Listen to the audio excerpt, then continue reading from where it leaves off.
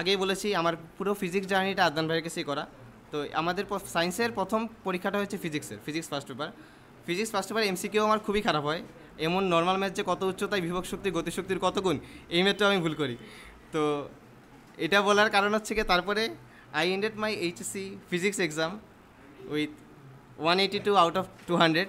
কারণ হচ্ছে কি, আমি এই এমসিকিউ এরকম ভুল করার কারণেও আমার হচ্ছে কি ফিজিক্স রিটেন এক্সাম খুব ভালো হয়েছিল। তো এই ক্রেডিটটা আসলে আদনান ভাইকে দেওয়া যায়। আর একটা মজার ব্যাপার হচ্ছে, আমি যখন সাতক্ষীরা মেডিকেলে ভর্তি হতে যাই, ওখানে তো বিভিন্ন জেলা থেকে বিভিন্ন শহর থেকে মানুষ আসে।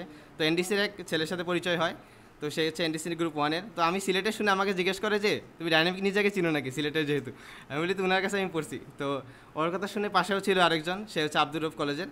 তো এরকম আরও কয়েকজন ঢাকা ছিল, প্রায় সাতক্ষীরার, বরিশালের, রংপুরের, অনেকেই আমাকে বলে যে ডাইনামিক নিনজাকে চিনো নাকি। তো আমি বলি যে আমি তো চিনি। তখন বুঝলাম যে ভাই সিলেটের যতটা ফেমাস তার থেকে বাইরে আরও বেশি ফেমাস।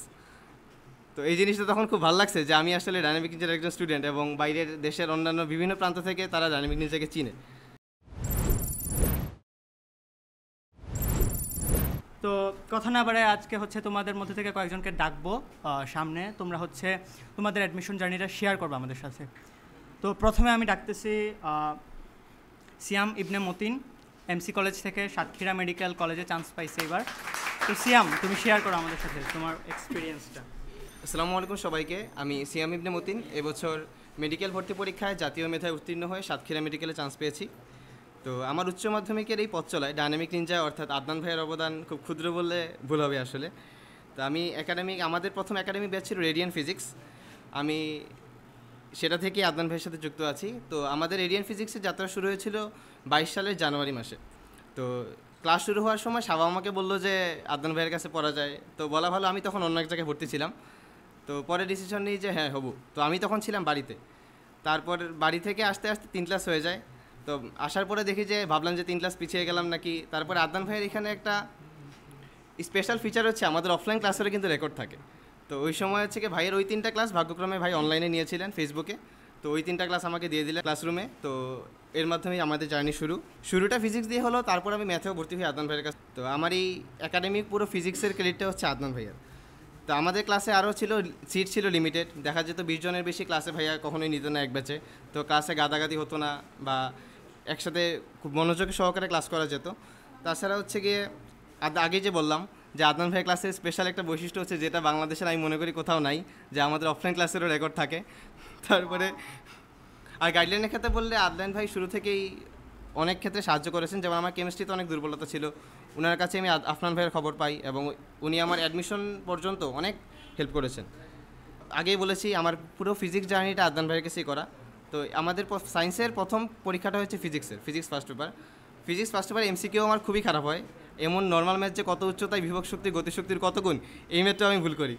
তো এটা বলার কারণ হচ্ছে কি, তারপরে I ended my HSC physics exam with 182 out of 200। কারণ হচ্ছে কি, আমি এই এমসিকিউ এরকম ভুল করার কারণেও আমার হচ্ছে কি ফিজিক্স রিটেন এক্সাম খুব ভালো হয়েছিল। তো এই ক্রেডিটটা আসলে আদনান ভাইকে দেওয়া যায়। আর একটা মজার ব্যাপার হচ্ছে, আমি যখন সাতক্ষীরা মেডিকেলে ভর্তি হতে যাই, ওখানে তো বিভিন্ন জেলা থেকে বিভিন্ন শহর থেকে মানুষ আসে। তো এনডিসির এক ছেলের সাথে পরিচয় হয়।